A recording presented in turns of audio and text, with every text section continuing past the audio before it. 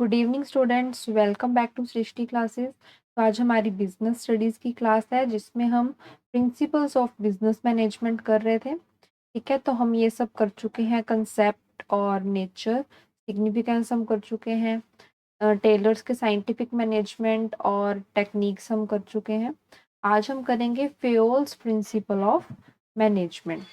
तो Henry Fayol एक French mechanical engineer थे जिन्होंने 14 जनरल प्रिंसिपल्स ऑफ मैनेजमेंट दिए हैं। ठीक है, ये 14 जनरल प्रिंसिपल्स इन्होंने क्यों दिए हैं? मैनेजमेंट को इफेक्टिव बनाने के लिए। ठीक है, मैनेजमेंट को इफेक्टिव बनाने के लिए इन्होंने ये 14 प्रिंसिपल्स दिए हैं। ठीक है, ये प्रिंसिपल्स हर ऑर्गेनाइजेशन को स्मूथली रन करने में और एफिशिएंटली लाने में मदद करते हैं। ठीक है, तो ये जो प्रिंसिपल्स हैं ये बिजनेस को स्मूथली रन करने और एफिशिएंटली रन करने में हेल्प करते हैं। ठीक है, नेक्स्ट हम करेंगे 14 प्रिंसिपल्स ऑफ फ्यूल। ठीक है, तो first principle is division of work. तो डिवीजन ऑफ वर्क में क्या है कि काम को एम्प्लॉयज की स्पेशलाइजेशन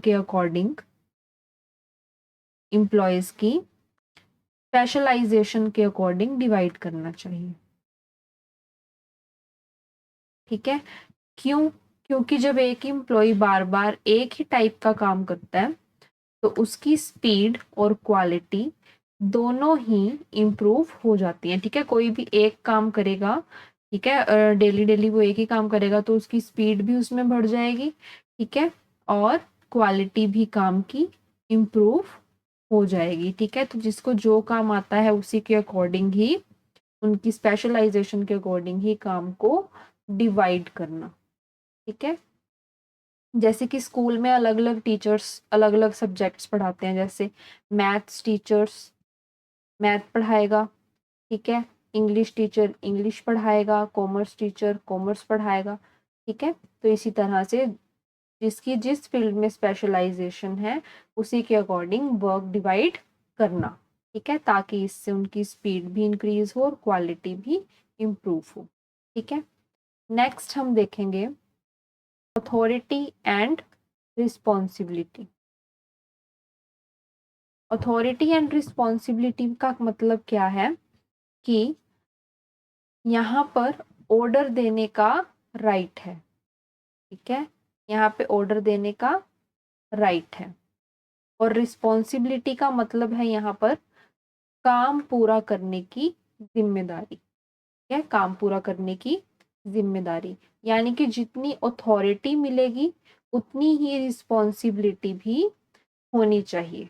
ठीक है, एग्जाम्पल हम लेंगे यहाँ पे, जैसे मैनेजर्स को एम्प्लॉयज को वर्क असाइन करने की अथॉरिटी है। ठीक है, जो मैनेजर्स हैं वो एम्प्लॉयज को वर्क असाइन कर सकते हैं। ठीक है, उनको अथॉरिटी है। ठीक है, और प्रोजेक्ट कंप्लीट करवाना मैनेजर की रिस्पॉन्सिबिलिटी है।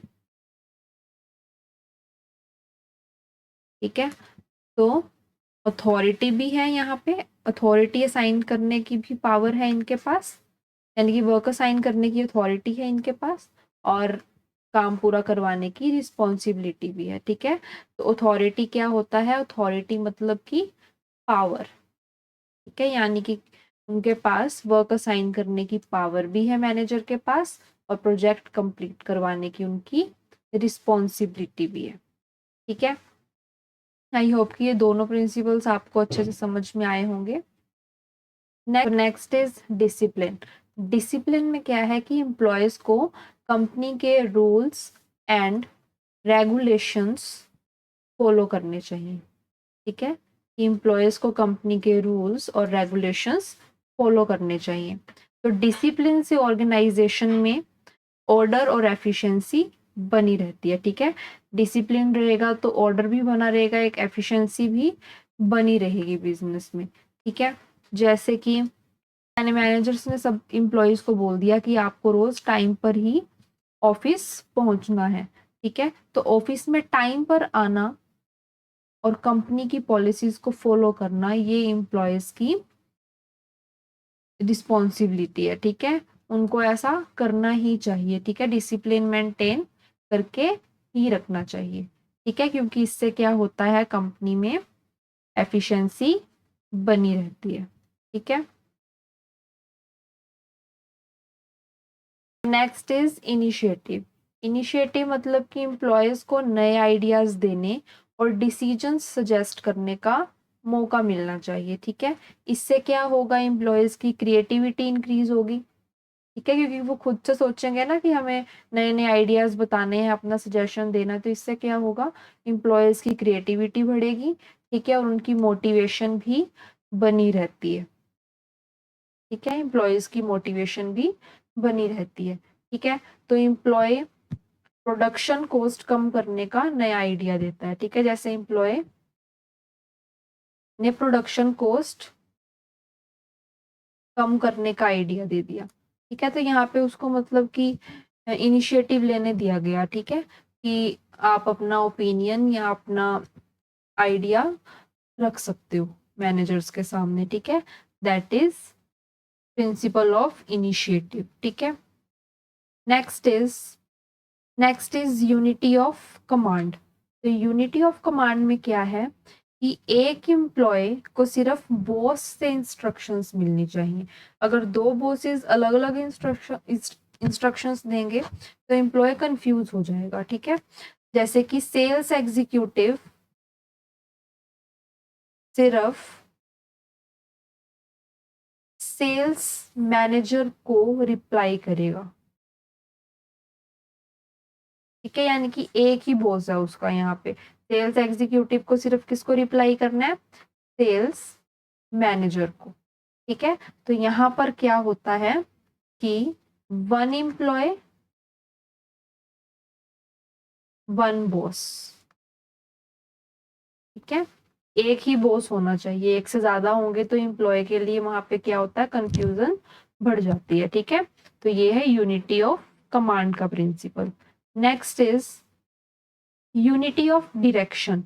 यूनिटी ऑफ डायरेक्शन में क्या है कि सेम ऑब्जेक्टिव वाले सभी एक्टिविटीज के लिए एक प्लान और एक मैनेजर होना चाहिए। ठीक है, जितनी भी सेम एक्टिविटीज हैं उनके लिए एक प्लान और एक मैनेजर होना चाहिए। ठीक है, अब दोनों में डिफरेंस क्या है, यूनिटी ऑफ कमांड और यूनिटी ऑफ डायरेक्शन में।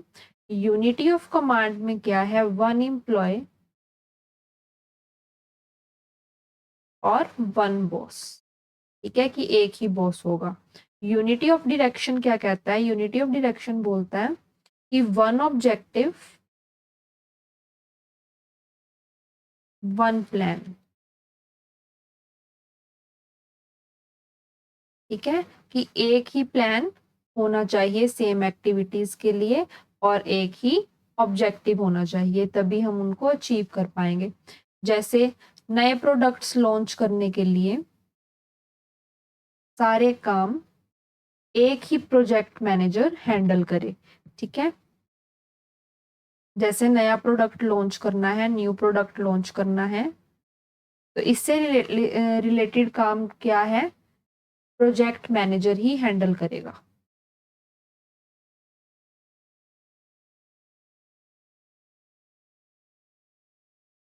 ठीक है, तो यहाँ पर एक प्लान बनाया इन्होंने, एक एक्टिविटी के लिए, सेम एक्टिविटी के लिए एक प्लान बनाया गया। ठीक है, तो ये है यूनिटी ऑफ डायरेक्शन। ठीक है, next is subordination of individual interest to general interest. तो इसमें क्या है कि ऑर्गेनाइजेशन का इंटरेस्ट एम्प्लॉय के पर्सनल इंटरेस्ट से ज्यादा इंपॉर्टेंट है। ठीक है, कि ऑर्गेनाइजेशन का इंटरेस्ट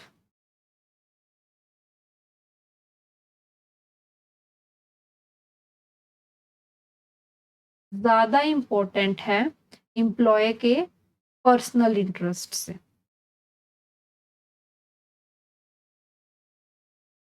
ठीक है, तो एम्प्लॉय अपनी कन्वीनियंस के लिए कंपनी का लॉस नहीं कर सकता, कि उसका पर्सनल इंटरेस्ट कुछ और कह रहा है कि मुझे ये करना चाहिए, ये प्लान फॉलो करना चाहिए, नहीं।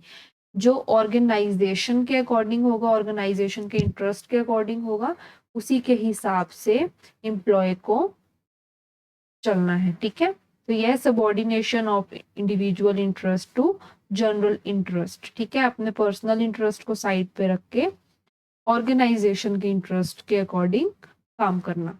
Next is remuneration of employees.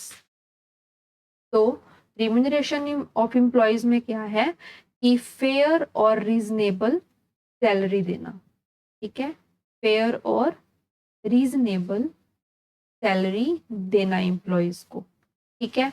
तो फेयर सैलरी कब मिलेगी? फेयर सैलरी मिलेगी जब परफॉर्मेंस अच्छी होगी, ठीक है। एम्प्लॉय की परफॉर्मेंस अगर अच्छी है उनको फेयर सैलरी दी जाएगी, और जिनकी अच्छी नहीं है उनको उनके अकॉर्डिंग मिलेगी, ठीक है। तो फेयर सैलरी देने से क्या होगा? एम्प्लॉय मोटिवेट होगा,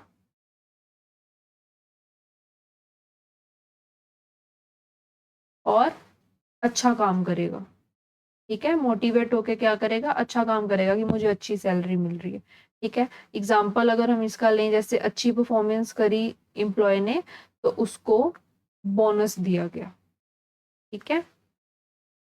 एम्प्लॉय को बोनस दिया गया उसके अच्छे काम करने पे। तो यहाँ पे क्या है? एम्प्लॉयज को फेयर और रीजनेबल सैलरी देना, ठीक है, जिससे एम्प्लॉयज की मोटिवेशन बनी रहे। Next is centralisation and decentralisation. Centralisation का क्या मतलब है? सेंट्रलाइजेशन, यहाँ पर सारे डिसीजन जो हैं टॉप लेवल लेगा, ठीक है। टॉप मैनेजमेंट लेंगे। यहाँ पे जितने भी इंपॉर्टेंट डिसीजंस हैं वो कौन लेगा? टॉप लेवल मैनेजमेंट, ठीक है। इन्हीं के पास पावर होती है, ठीक है। जैसे कि स्मॉल बिजनेस में, कोई स्मॉल बिजनेस है, वहां पे सारे डिसीजन कौन ले रहा है? वहां का ओनर, ठीक है। और किसी का उसमें कोई इंटरफेरेंस नहीं है, ठीक है। और डिसेंट्रलाइजेशन क्या होता है? डिसेंट्रलाइजेशन में लोअर लेवल्स को भी पावर दी जाती है, ठीक है। जो नीचे वर्कर्स हैं, लोअर लेवल्स को भी पावर दी जाती है, ठीक है। जैसे कि ब्रांचेस के मैनेजर, अलग अलग ब्रांच के जो मैनेजर हैं वो अपने लेवल पर डिसीजन ले सकते हैं, ठीक है। अलग अलग ब्रांच है, ठीक है। ये सेल्स ब्रांच, ये मार्केटिंग ब्रांच, प्रोडक्शन ब्रांच, तो इनके ऊपर भी यहाँ पे सेल्स ब्रांच का अलग है, मार्केटिंग ब्रांच का अलग मैनेजर है, प्रोडक्शन डिपार्टमेंट का अलग मैनेजर है। तो इन सब के मैनेजर क्या है? अपने लेवल पर डिसीजन ले सकते हैं, ठीक है। उनको पावर है यहाँ पे, ठीक है। तो सेंट्रलाइजेशन में क्या है कि सिर्फ टॉप लेवल मैनेजमेंट ही डिसीजन ले सकता है, और डिसेंट्रलाइजेशन में क्या है कि लोअर लेवल को भी पावर है कि वो डिसीजन ले सकते हैं, ठीक है। नेक्स्ट इज स्केलर चैन। तो स्केलर चैन में क्या है कि अथॉरिटी की चैन टॉप मैनेजमेंट से लोअर लेवल तक होनी चाहिए, ठीक है। जैसे कि पहले क्या होता है? सीईओ कंपनी का, उसके बाद जनरल मैनेजर, कि पहले सीईओ ने इंफॉर्मेशन दी जनरल मैनेजर को, जनरल मैनेजर ने किसको दिया? मैनेजर को, मैनेजर ने सुपरवाइजर को, सुपरवाइजर ने वर्कर को, ठीक है। तो इस तरह एक चैन चलती रहेगी, ठीक है, टॉप टू बॉटम, ठीक है। टॉप से बॉटम, ऊपर से नीचे आ रही है इंफॉर्मेशन, ठीक है। तो ये क्या है? स्केलर चैन, ठीक है। तो इसका बेनिफिट क्या होता है कि कम्युनिकेशन और रिपोर्टिंग क्लियर होती है। कम्युनिकेशन और रिपोर्टिंग दोनों ही यहाँ पर क्लियर होती हैं, ठीक है।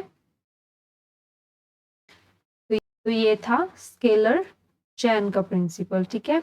Next principle is principle of order. तो प्रिंसिपल ऑफ ऑर्डर में क्या है कि सभी चीजों को एक ऑर्डर में अरेंज करना, ठीक है। जैसे कि मटेरियल ऑर्डर,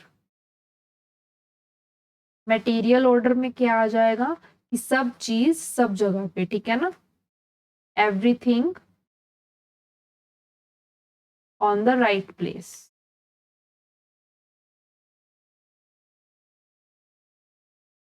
ठीक है। और सोशल ऑर्डर की बात करें तो सोशल ऑर्डर क्या है, right person at the right job.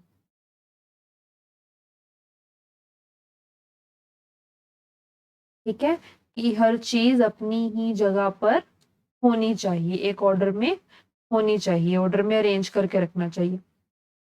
जैसे फाइल्स हो गई, फाइल्स अपने प्रॉपर रैक में होनी चाहिए, ठीक है, और एम्प्लॉय अपनी सुटेबल पोस्ट पर। ठीक है, आई होप कि आपको ये पॉइंट समझ में आया होगा। ठीक है, तो नेक्स्ट अब हम करेंगे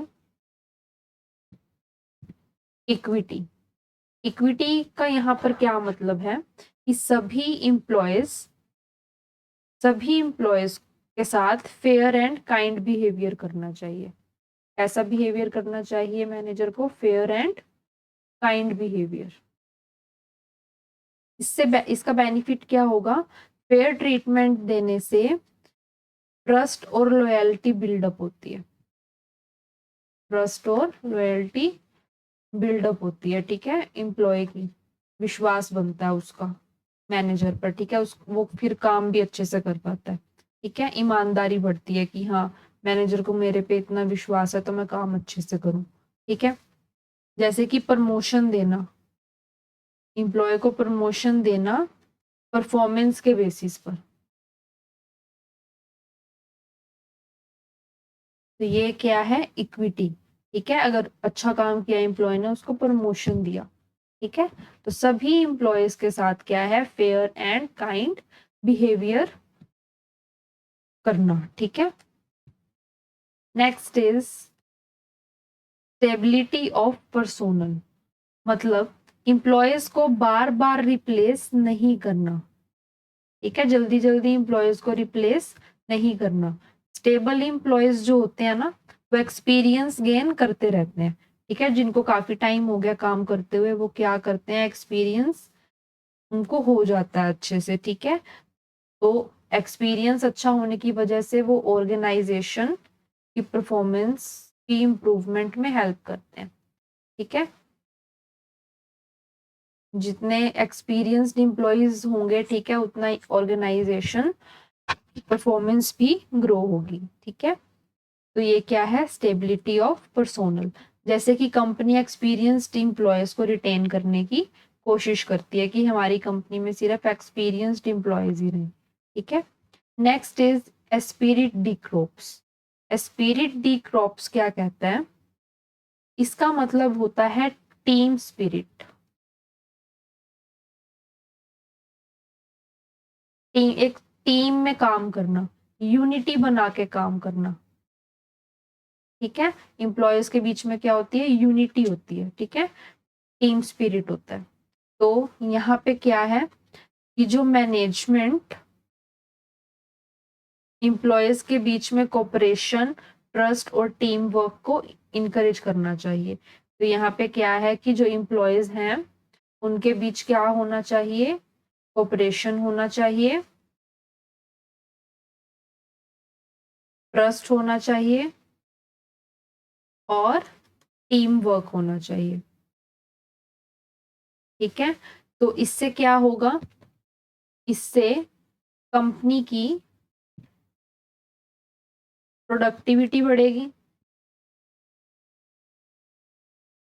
सब मिलकर काम करेंगे तो प्रोडक्टिविटी बढ़ेगी, कन्फ्लिक्ट कम होंगे, झगड़े कम होंगे क्योंकि सब कोऑपरेशन के साथ काम कर रहे हैं।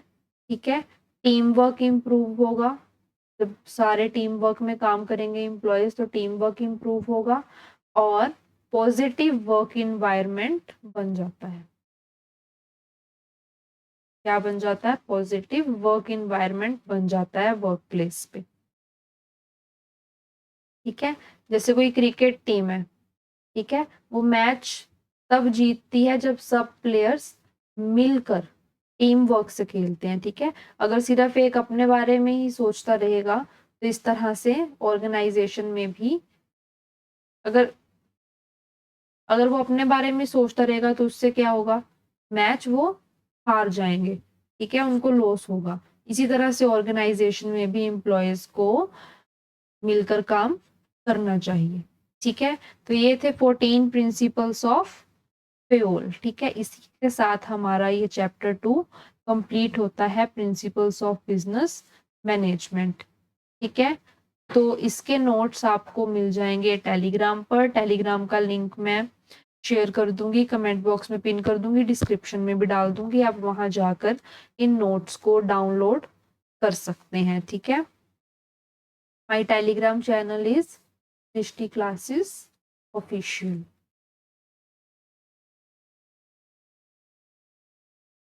ठीक है, तो तब तक के लिए इसको रिवाइज करते रहिए। नेक्स्ट क्लास में मिलेंगे नए चैप्टर के साथ, नए टॉपिक के साथ। ठीक है, थैंक यू।